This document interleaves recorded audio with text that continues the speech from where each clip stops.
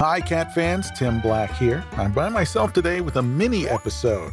I'm going to talk today about an article from the Meowster Podcast Weekly.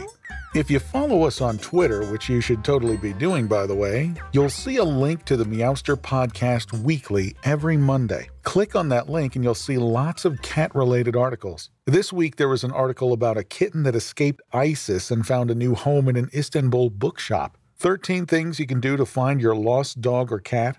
An article about the feral cats of Guantanamo Bay, and plenty of others, including this one from LitHub, entitled Unlikely Cat Lovers, 4 Iconic Writers and the Felines Who Love Them. First, there's William Burroughs, who was one of the primary figures of the Beat generation, along with Allen Ginsberg and Jack Kerouac. His book Naked Lunch is probably his best-known work. About Burroughs, the article says, for the Harvard-educated writer, cats were not only much-loved companions, they were also spiritual guides. Fletch, Ruski, and Smoke were a few of Burroughs' beloved familiars that tiptoed through his life like a poetic motif. Near the end of his life, Burroughs wrote The Cat Inside, an autobiographical novella exploring his life through the cats he'd lived with over the years. His writing is uncharacteristically vulnerable, and he credits cats with restoring his humanity. Burroughs was once asked by poet and fellow Beat Allen Ginsberg if he ever wanted to be loved. It depends. By who or what, he said. By my cats, certainly.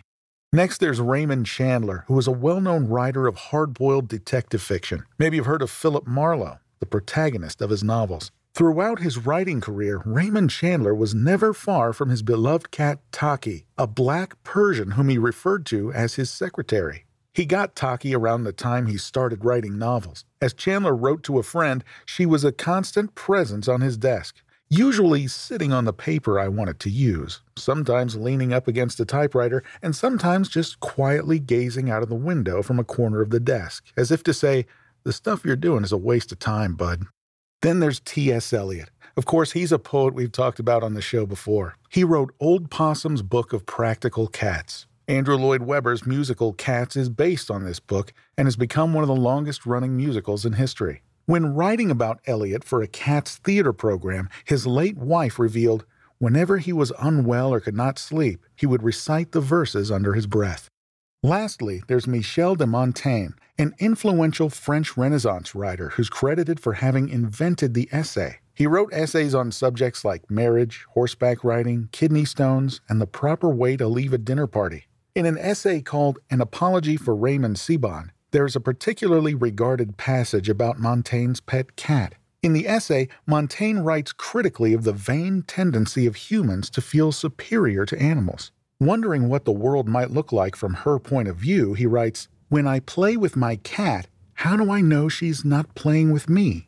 By imagining the world from the perspective of the other, another species in this instance, he saw the world through the eyes of a thoroughly modern man. The first modern man, some might say.